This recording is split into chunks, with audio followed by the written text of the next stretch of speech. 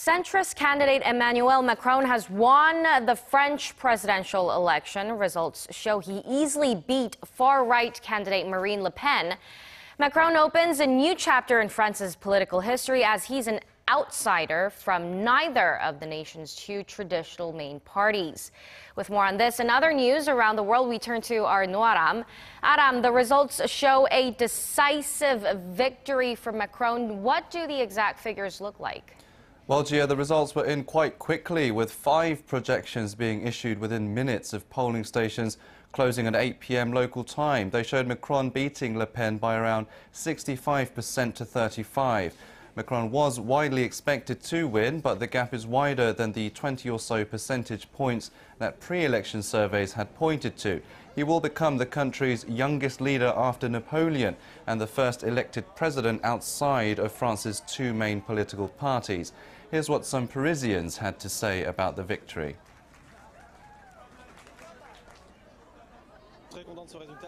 I'm really happy with the result. It's a relief to see that it wasn't a marginal victory. 65% is an honorable score, so it's encouraging for what is to follow. I'm super happy because it's really a victory for Europe. It's Europe's victory. It's great. In his victory speech, Macron said he wants to unite a divided France and defend Europe as well as fight terrorism. I know the divisions of our nation that led some to extreme votes. I respect these. I know the anger, the anxiety, the doubts that a large part of you have also expressed. It is my responsibility to hear these. I will defend France, its vital interests, its image, its message. I take this vow before you. I'll defend Europe, the community of destinies that the people of our continent gave to one another. Defeated Le Pen thanked her supporters and called for the emergence of a new political force. With this historic and massive result, French people designated the Patriotic and Republican Alliance as the first opposition force to the program of the new president.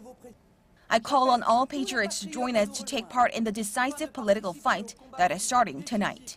More than ever in the forthcoming months, France will need you. Long live the Republic, long live France.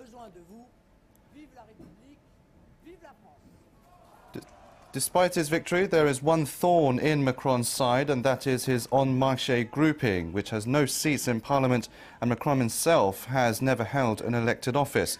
General elections will take place on June 11th and 18th, and En Marche may have to seek a coalition in order to implement his programme, which consists of a business-friendly EU and loosened borders. Some political parties had backed Macron's campaign, but it was mostly due to their wish to defeat Le Pen's anti-EU and anti-immigration policies.